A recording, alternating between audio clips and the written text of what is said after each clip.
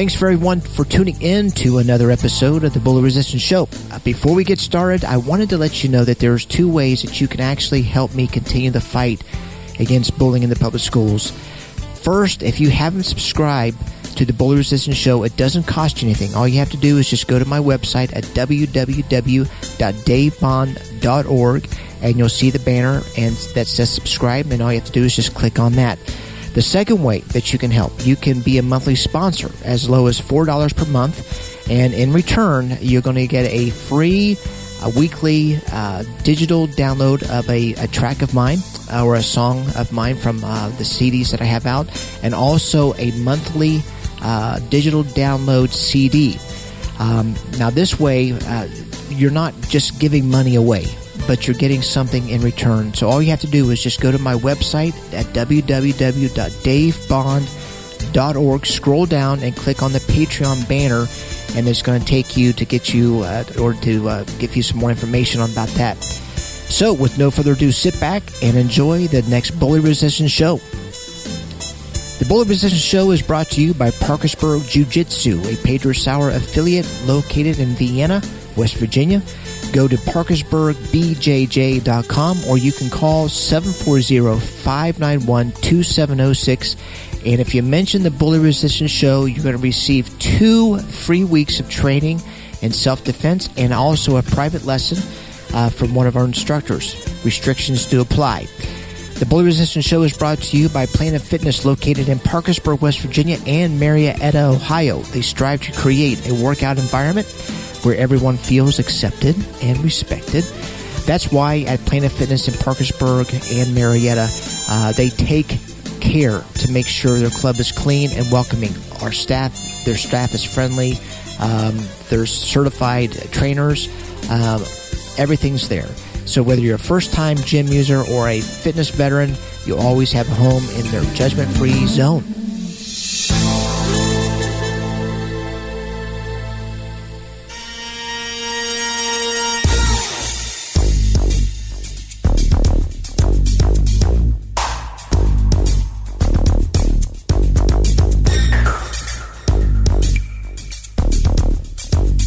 Welcome, everyone, to the Bully Resistance Show with David Wells, nationally known smooth jazz artist, CEO and co-founder of the Chocolate Jazz Foundation, and the co-host of a 2-hour syndicated radio program called Chocolate Jazz Radio.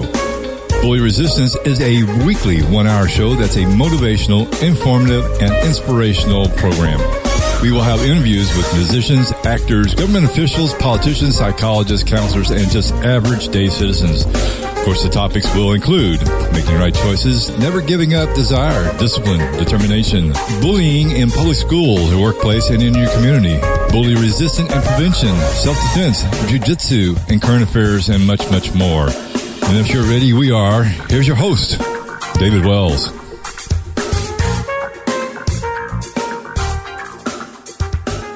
I want to thank everyone for tuning in to another episode of the Bully Resistance Show with David Wells. My name is David, and today we have a special guest that was raised in Belpre, Ohio, received her Bachelor's of Arts degree, now correct me if I'm wrong, in music education from Muskingum University. Yes. She also is the elementary teacher, actually been an elementary teacher for 9 years at Phillips Elementary. Yes, I've been there for 6 years. Okay, and she's also received her education in music therapy from St. Mary of the Woods College in Indiana, which we'll go ahead and talk about a little bit. So at this time, I want to introduce Martha Webster on the Bully Resistance Show. Martha, thanks for coming on the show. Thanks for having me. You know, before we get started, give us a little bit more background of yourself and how you actually got involved in music therapy. Sure. So I grew up in Belpre, Ohio, and music has always been a part of my life. I remember even being very little, going around the house singing and just having a good time with music. I did music all through school, so choir, band, handbells, and then about my junior year, I started to have to make decisions about what I wanted to go into college, and I knew I wanted to go into education, but I wasn't sure what I wanted to teach, and then somebody finally said to me, well, why don't you put your two passions together? If you like education, you like music, why don't you do both? And I said, oh, I never thought about that. That sounds great. Right. So I went to college to pursue music education. And when I got my job at Phillips, I just noticed there were some students that I wasn't able to reach academically in my music class, right. Because of various disabilities or different diagnoses. And I started researching ways that I could help them, ways that I could reach them better in my music class. Nice. And one of the things that I found was music therapy. And I'd never really done much research about it before. And once I started to read more and research more, it just really felt like a calling to me that I needed to pursue it. Felt like a good path for me to go down to not only support my students better, but also possibly offer even a different career path down the road. Right. So I started that in, I believe, 2015, applying to schools and doing different things, and was accepted for the online equivalency program at St. Mary of the Woods in Indiana. You know, the first time we met, I was doing a school assembly at Phillips, and we just talked real briefly. But when you said that you're in music therapy, I'm thinking, wow, this could be really interesting, because if this is a way that we can go ahead and even help kids that are bullied or actual bullies, I mean, it would be another good source to help that whole situation. And that's why I actually wanted to go ahead and have you here. You know, in general, as a musician, we're both musicians, and we both know firsthand that playing music, it just puts us at a different level, where it relieves a lot of stress. And even people that actually get in their cars and put music on, it's therapy to them.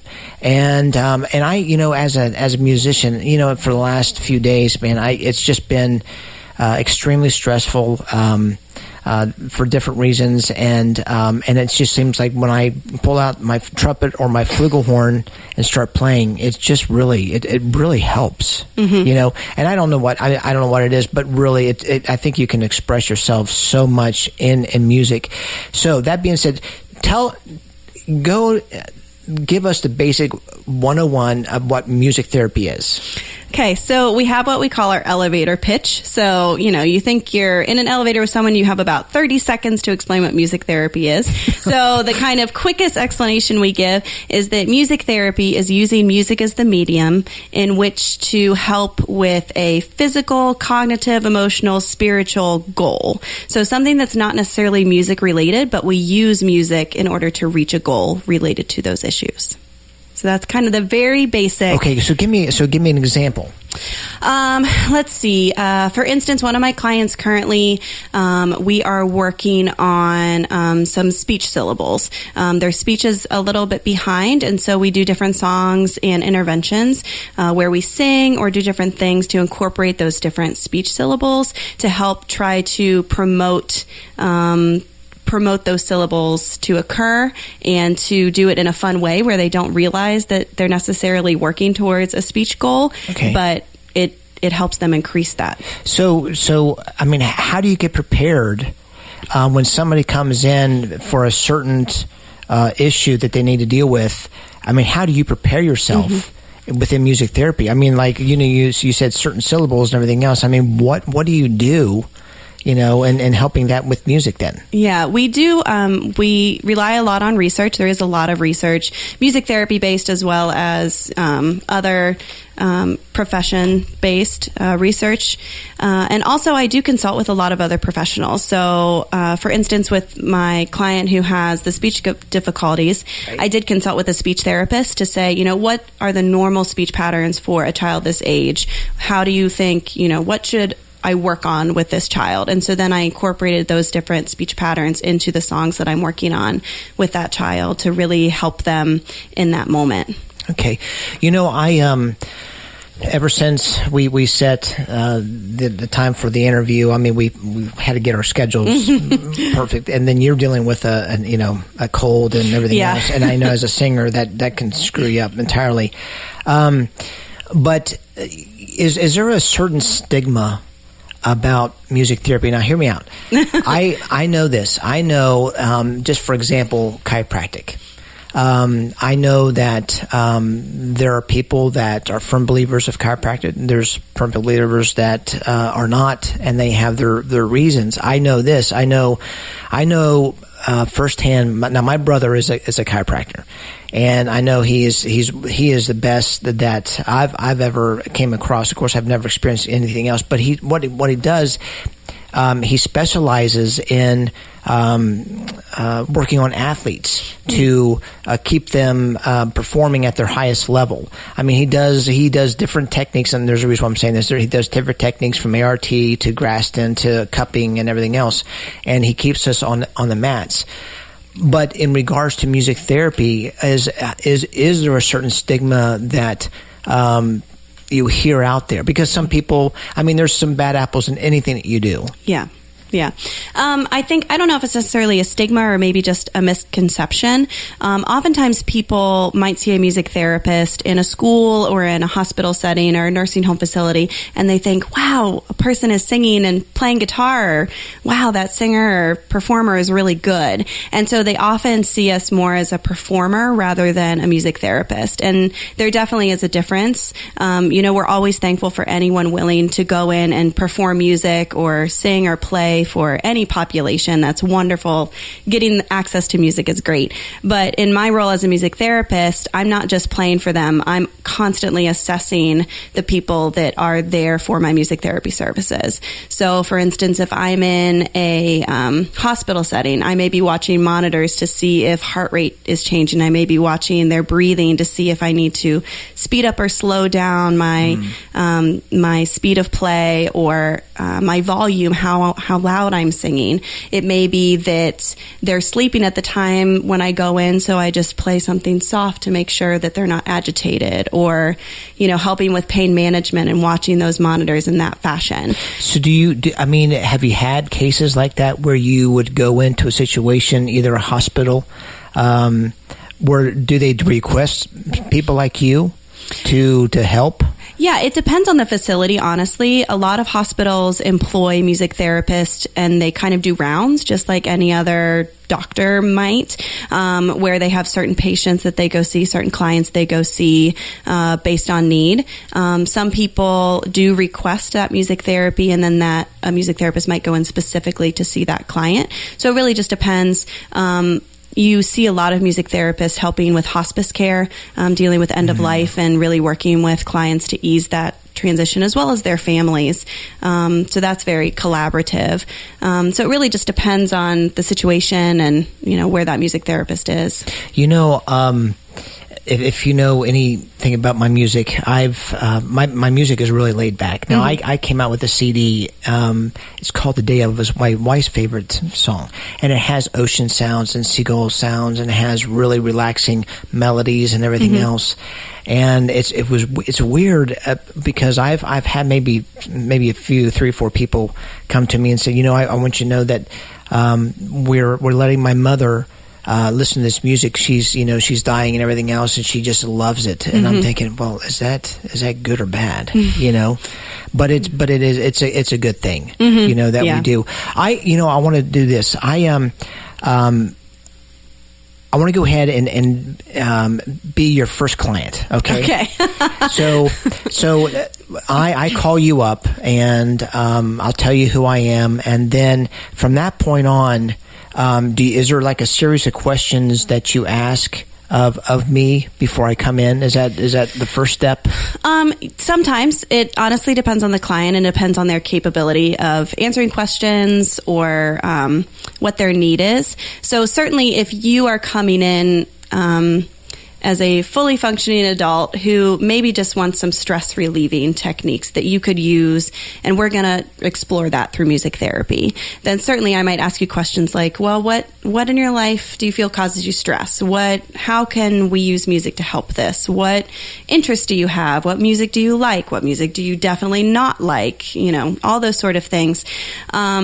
So in a lot of cases that I have, my clients either have dementia, so they're not able to answer those questions. So oftentimes I work with a caregiver, or I may just go into the room blind and just try a few different songs, see if there's any reaction from the client, and kind of go from there. Okay, so let me ask you this, not to interrupt you. No, it's okay. So they say that most music therapists, they help kids with special needs, learning disorders, and everything else. Does that seem like your clientele that you have, or are you more of like older folks going into the nursing homes, patients that are, in hospice? I mean, what is the most, what's your clientele? Yeah, it's kind of both ends of the spectrum. So I do see and get a lot of response from parents whose children are diagnosed with autism. That certainly is, that population is growing of kids who are diagnosed with autism.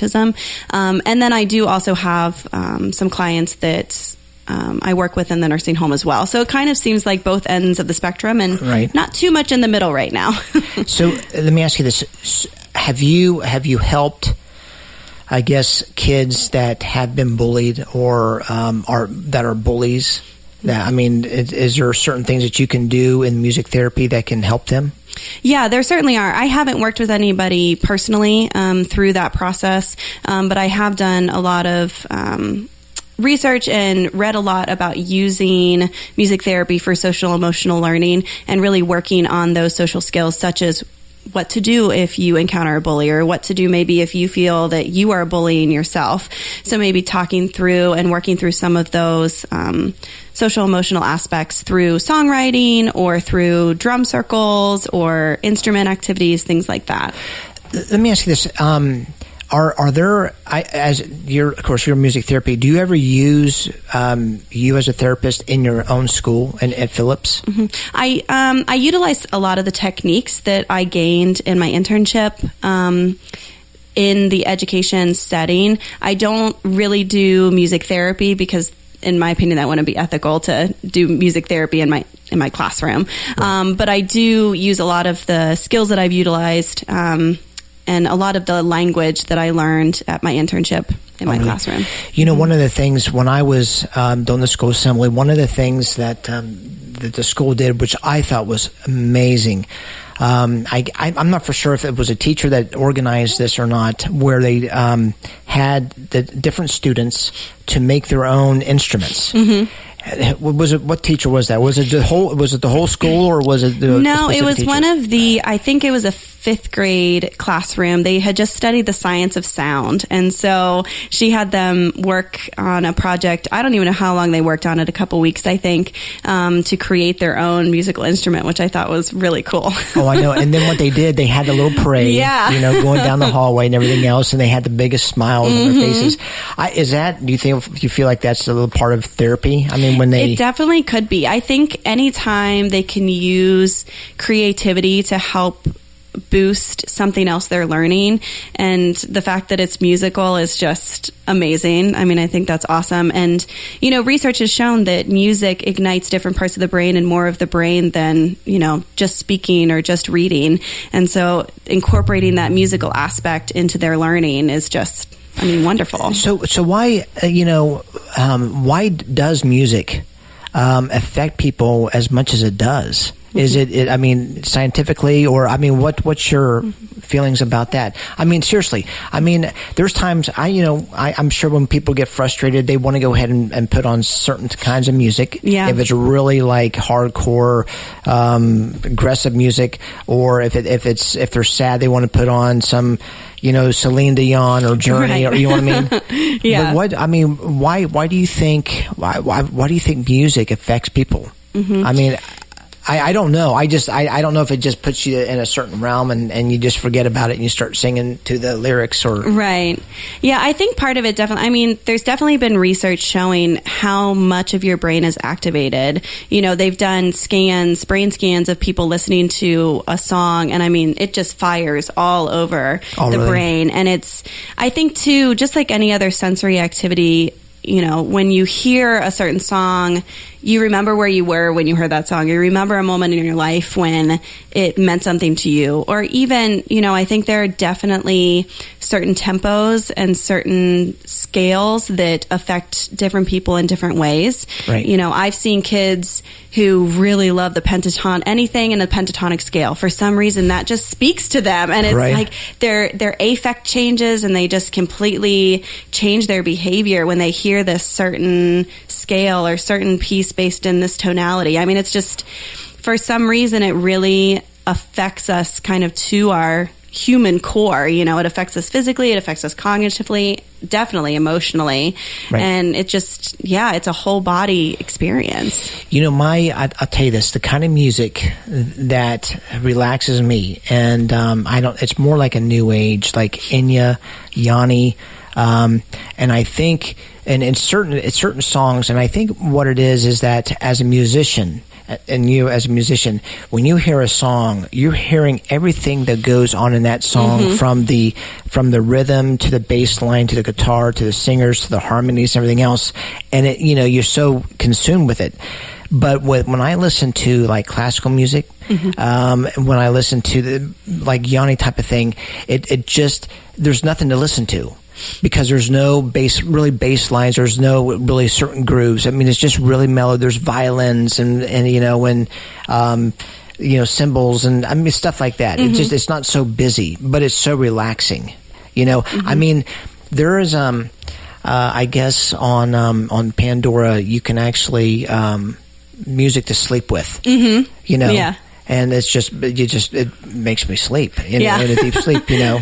But what kind of music do you like to listen to? It's a wide range. Smooth jazz, is that what it is? No, I mean, I do enjoy smooth jazz. There aren't really any types of music that I don't enjoy listening to. I'm drawn more towards the music of like 50s, 60s. That's kind of what I grew up listening to, kind of like... Are you serious? Oh, yeah. That's, you know, I remember growing up in the car, my dad always had Mix 100 playing, and so I grew up on the Beatles and that sort of stuff. So that's kind of my go-to. But I love Broadway show tunes. I love modern stuff, you know, listened to a lot of White Stripes when I was in high school. So it's just, it's all over the place. How about like...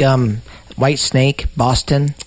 I like them, but they're not my like go-to. But the 50s and 60s. Yeah, 50s and 60s, 40s too. I like 40s like stuff. Like the what is it? The bebop or the five, like the quartets and stuff like that. Yeah, kind of like early swing, early rock and roll, like that sort of genre. Just I think I enjoy the simplicity of it. You know, It's back when music was kind of music for music's sake. You know, it just seemed relaxed and fun, but still had good lyrics and good beats. And let me ask you this: if you had the authority and the power to go ahead and implement music therapy into a school system, what are some of the things that you would do, or how do you feel like it would affect them?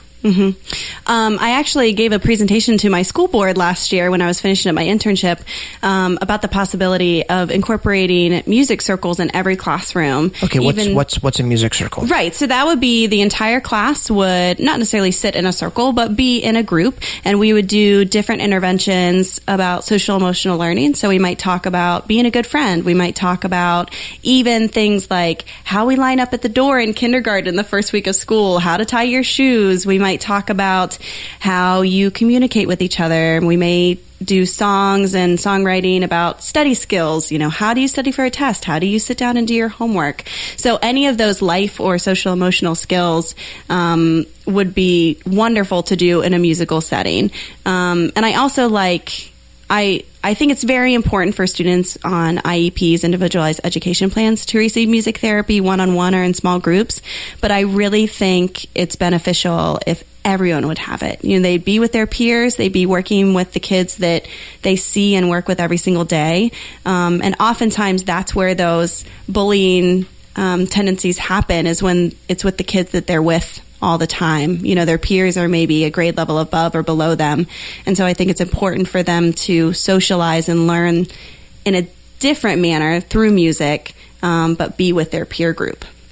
Let me ask you this. Have you ever, in a music or in a therapy session,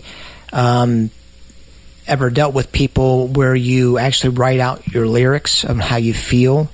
I mean, and play music that way, or I mean, is it like improvising or things like that? We've done it a little bit. In my internship, I was working with mostly younger students, so we did more kind of fill in the blank things. So we might take a song, and we might erase some of the words, and then they would fill in their own word. Or we may take a song like Best Day of My Life, and we might, listen to the song, and then we might talk about what would be the best day of your life? Like, what would you do on your very best day? How could you, would you play with your friends? Would you just play video games? Would you do these different things? So oftentimes we do a lyric analysis that way. Right. And when I worked in a day camp for kiddos with developmental disabilities, and these were, I guess, young teenagers, so 12, 13, 14, and they did do a songwriting experience there about their summer activities and things like that.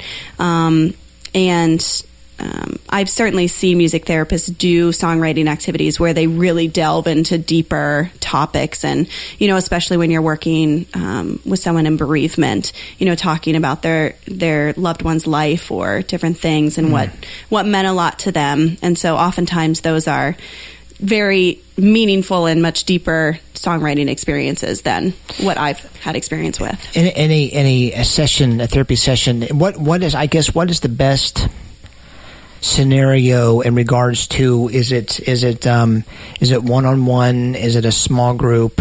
Is it going into a nursing home? What's the best setting? Really, is it one-on-one or is it a group, I guess? Right. It depends on the client's goals. So oftentimes, if you're working on very specific things for that person, a one-on-one session is most ideal. You have more interaction with that client, and you can really work on those fine skills. If you're working on things such as reality orientation with someone with dementia or Alzheimer's, or if you're working on socialization, then certainly a small group or larger group would be ideal for that. Okay, so dementia, Alzheimer's, it's a big thing. Yeah. I mean, what's involved in there? I mean, how do you actually help somebody with that? Yeah. So one of the biggest things is a lot of times in nursing facilities, we're trying to maintain. So you're not necessarily trying to increase their memory or increase their mobility, because once you reach a certain age and once you reach a certain point in the diagnoses, it's just not possible. And so oftentimes we'll do music circles where we do limited mobility, such as raising arms, we do rolling of the arms, stretching out wide, moving the fingers, different things like that, just to maintain that mobility. And we might do... in a song. In a song, yeah. So we may do something even as simple as, like, if it's around Christmas time, we might do jingle bells. We might just shake our jingle bells. We might try to get them to shake them high or shake them low or shake them to the side. Just anything to keep their bodies moving, tapping their toes, And then reality orientation is a really big thing. And a lot of times that can be as simple as... Okay, when you say reality orientation, sure. What is that? So oftentimes clients that have dementia or Alzheimer's are in their own little space. So they are not in the moment. They may be, you often hear about people with dementia talking to you as though you're a loved one that has passed, or asking, when is Fred coming? And it's somebody who is, a long ago relative or a long ago friend that isn't around anymore. So they're not oriented into the reality of the moment of today. And so oftentimes we use songs that will bring them back to reality. It's very interesting because you have clients with dementia who can't speak anymore, or clients who don't know what the day is, don't even know what their name is, but you sing Somewhere Over the Rainbow to them and they can sing every single word, and then they can answer questions about themselves. What is that? It's amazing. It's so incredible. And the first time I saw it happen, I was in a nursing facility firsthand, and I was just observing. I was a practicum student at that time, and a woman had every 5 minutes, she had to be reminded of her name, where she was, what was going on. I mean, it was constant. And then she had been a drummer in high school, and this woman, I think, was in her late 80s. And so the music therapist would put a drum in front of her, and they would do a rhythm together, and then they start singing something to the rhythm, and the woman would sing the song, knew every single word. Wow. And then she would talk about being a drummer in high school, and all these memories would start coming back, and she would just have this full-on conversation that 5 minutes before that wasn't possible.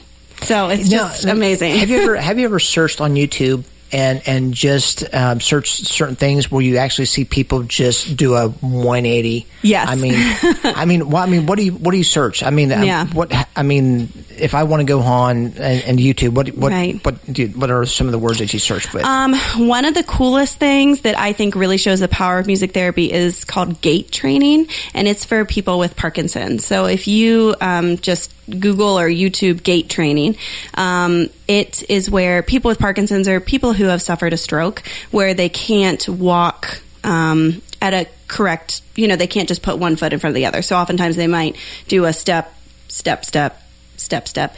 And through gait training, what they do is they find a piece of music with the rhythm that fits to how they're walking currently. And then they talk to them about what music they like and find a piece of music at the rhythm, at the tempo that they should be walking. And they play the music for them, and it's almost instant. They start walking to that steady beat. And then after... This is called Gateway. What was it? Gait training. Gait training. Gait training. So gait as in your walk. Your gait. Okay. Thanks. And and it's just, and then you tell them, the reason you pick a favorite song is because then you tell them to just sing it in their head. Right. And even just singing it in their head, their gait stays that steady beat still. Wow. So it's just, that's one of the videos or different things that I researched where I watched and I said, oh my goodness, this is so powerful. I mean, it's amazing what it can do. Yeah, I can't imagine. So, yeah. I want to do this. I want to do the various populations that music can work with. Okay. And because I want to hear you do your thing with the guitar. So sure. So tell me introduce whatever you want to go ahead and do, and tell me why you're doing it and all that. Okay. So I'll probably just do some little snapshots of different songs that I've used with clients in the past that have been very useful. Okay, now tell me what kind of clients, what is it for and all that? If you so this first one, I know I had mentioned a younger client who had some speech difficulties. So one of the songs that we like to do is If All the Raindrops, if you know that song. Okay. And so we might do, I might sing the song. If all the raindrops were lemon drops and gumdrops, oh, what a rain that would be. I'd stand outside with my mouth open wide, singing, ah, ah, ah, ah, ah, ah, ah, ah, ah. So every time I would go back to that chorus, I might change the speech sound. So I may say, ma, ma, ma, ma, ma, ma, ma, ma, ma, ma. Okay. And oftentimes during that little interlude, I might go, ma, ma, ma, ma, ma, ma, ma, ma, ma. And then, of course, if they do anything related to that, yay, great job, that was so awesome. Okay, cool. So then whatever speech sound they might be working on, we would incorporate it in that chorus. Okay, so that's neat. Yeah, so that's really simple, that I might do with very young clients. Okay. So another one that I've utilized before is Lion Sleeps Tonight. I've done that for two reasons. I've done that for speech sounds as well during the wee hum bum away. Yeah. We again might change it, which is really fun. Nice. Also, this was a favorite song of one of my clients. He loved this song. We would do it a cappella all the time using the drum and just tap out a steady beat. And one of the goals that he was working on was expressing desires. That's something that's often challenging for kiddos who are on the spectrum, who have autism. Okay, so go in expect the desires, what now? Expressing desires. So even saying, I want more, or stop, or I want this instead of that. Okay. Just any sort of I want, or any sort of statement like that. Okay. And so this was his favorite song, and so I would play, in the jungle, the mighty jungle, the lion sleeps tonight. And then I would stop. And he would have to say, go, go, go. And then, in the jungle, the quiet jungle, the lion sleeps tonight. And then I would stop. And then he'd have to say, go, I want more. And so it was a constant, Nice. start, stop sort of thing. So that's one way Wow. I used that song as well, which is pretty cool. I love that. Yeah. So another one, I wanted to give you an example of something I might use with an older client. By the way, you have a good voice. Oh, thank you. Yes, you do. Many years of training. I studied voice when I was in college. I was a vocal major for my education degree. And then, of course, I've learned a lot since I've started the music therapy. It's definitely increased my skills, which has been really great. Nice. So this song, it's an older song, kind of a, I'm not sure if it's exactly a spiritual, but Which is fine. the song I'll Fly Away. Okay. So this is one I might use in a nursing home situation, and a lot of clients in that situation would know the song. They would recognize it. They might sing along, but I might use this for a movement activity. So I might give them a scarf, and I would say, okay, every time we sing or you hear the words "I'll fly away," I want you to move your scarf. I don't care if it's just a tiny little flick. I don't care if it's up in the air. I don't care if you throw it. I don't care what you do, but I want you to move your scarf. So I might do some glad morning when this life is o'er, I'll fly away. And then I might stay on this chord for a minute because it might take them a second to get there. And then to a home on God's celestial shore, I'll fly away. And then I might pause and I'll say, okay, get ready, get those arms ready. I'll fly away, oh glory, I'll fly away. When I die, hallelujah, by and by, I'll fly away. And then we'll that's just, good. keep going over that. And if, sometimes if they're really paying attention, then I might move on to another verse. But if they, weren't quite there yet, I might go back and repeat the chorus, give them another chance. And this is for really to get them moving and get them back where they Right. were. So this is great for that reality orientation because they're having to listen for a certain phrase. Right. And if it's a song like this that they already recognize from when they were younger, then they're more likely to be able to use it to orient. If I'm playing something more modern for them, like I'm not going to go into a nursing facility and play Taylor Swift necessarily, unless a client requests that. Right. But probably Taylor Swift is not going to have the same reaction as like Elvis for these folks. Right. So, do you, Martha? Do you ever have people come in for like depression? Or, just like, they need something uplifting? I mean, because music does uplift. right. Yeah. I mean, I haven't had clients personally, but I've heard of a lot of music therapists that are working with people who use music to uplift. Oftentimes, again, they do lyric analysis and discuss why certain things are upsetting them or why certain things are difficult in their life, and give them strategies and songs they can use to help them through those situations, as well as composing techniques. A lot of, especially once you get into upper teens and adults, songwriting is such a powerful tool. Often people will express things in a song that they won't express just even through journal writing or writing in general. Right. So it's that's always a fun and very meaningful intervention to use. I just think it would be just to get to help them out. A lot of therapy. But anyway, is there one more that you have? Let's see. Let me look here. So this one would be a good one, maybe for someone who's suffering from depression or someone who's dealing with some self-esteem issues. And I would gear this probably more for young teens, maybe young adults at this point. But this is by One Direction, and it's What Makes You Beautiful. Okay. So this is just a fun one where they would oftentimes sing along, and then we would discuss what makes them feel beautiful, like what about themselves makes them feel beautiful. So we would just do you're insecure, don't know what for, you're turning heads when you walk through the door, don't need makeup to cover up, being the way that you are is enough, everyone else seeing everyone else but you. Baby, you light up my world like nobody else. The way that you flip your hair gets me overwhelmed. But when you smile at the ground, it ain't hard to tell. You don't know you're beautiful. And then we just go through the song and discuss the different things that really make them feel wonderful about themselves.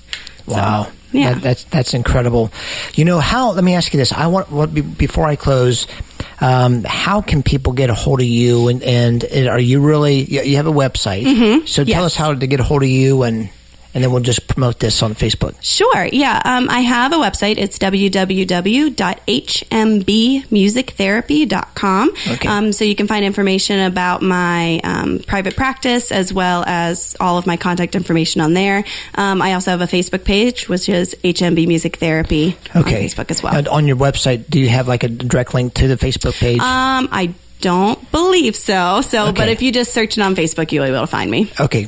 Well, so this is what I want to do. Okay. I want to ask you a series of questions. Okay. Okay, and then you can just answer short answers and everything else, and then we'll go ahead and wrap things up. So, the first question is, did I give you any of these questions? Yes, you did. So you're okay. I'm ready. There's sometimes I don't give these questions to somebody, that and would they be just challenging. Oh, I know. Okay, so the first question is, what is your definition of success? Being able to support yourself doing something you love. Well, that's a good definition. The next one is, what's one word that best describes you? Active. Active? Mm-hmm. Are you just going all the time? Yes. Are you? Busy sounds too negative, so I'm going to say active. Okay, so are you married? No. You're going to say you're not married? No. Well, don't sing too often because you'll just, just overwhelm them. Okay, whatever that means. Okay, what is one of your biggest pet peeves? Now, this can be pet peeve within your family. It could be a pet peeve at school, friends. What is one of your pet peeves? I think just overall disrespect. So, disrespect for other people, disrespect for the environment, disrespect for just the whole thing. Okay. Let me see. What natural gift would you most like to possess? Now, see. Oh, see, this is a hard one. I know everybody wants to play guitar. Everybody wants to sing and everything else. So you're doing that. So.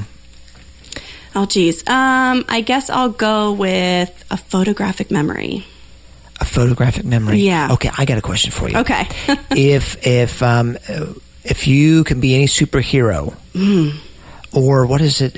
Any superpower. Okay. What would you want? It could be invisible, living forever. It could be strength, anything. Oh, that's a tough one. I think I'd like to be able to create food from thin air. Oh. Yeah. That's so nice. Okay. Let's see. Who is your favorite band?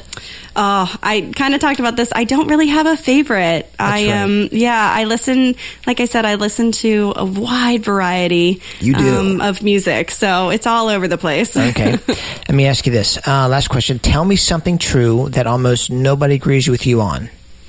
So I was thinking about this a lot, and this is kind of a funny one, but I think that NPR is the best radio station. Well, and I tell you this, I think NPR is extremely something that everybody needs, because you're getting artists, you're getting a theater that you wouldn't be able to listen to, see, except for NPR. Yep. I think that was pretty good. Anyway, well, that's about all we have for the Bully Resistance Show with David Wells. Now, before we go, I want to let you know that there's ways that you can help me fight against bullying. As I mentioned before, you can share the show with Martha Webster on social media by going to Facebook page, Instagram, sharing it there. This is also another way that we can bring awareness against bullying. Secondly, if you haven't subscribed to the Bully Resistance Show, it doesn't cost you anything. Just go to the website at www.davebond.org. And then, of course, thirdly, You can be a monthly supporter as low as $5 per month, which is, of course, just a specialty coffee at Starbucks. Do you drink at Starbucks? No. Okay. Do you drink coffee at all? Oh, yes. Okay. And so for a small monthly, like $5 in return, you receive like my song of the week. Also, depending on the sponsorship, you can receive a digital download CD of the month. But all you have to do is just go to www.davebond.org and click the Patreon banner. Have you ever gone to that Patreon banner? Mm-mm. Where you can actually put your artwork, put your music, and people can go ahead and just support you. Oh. It's not like a GoFundMe. Well, maybe it's a little bit like GoFundMe, but it's a really nice way of actually, because CD. See, my wife tells me to go off on tangents because CD sales.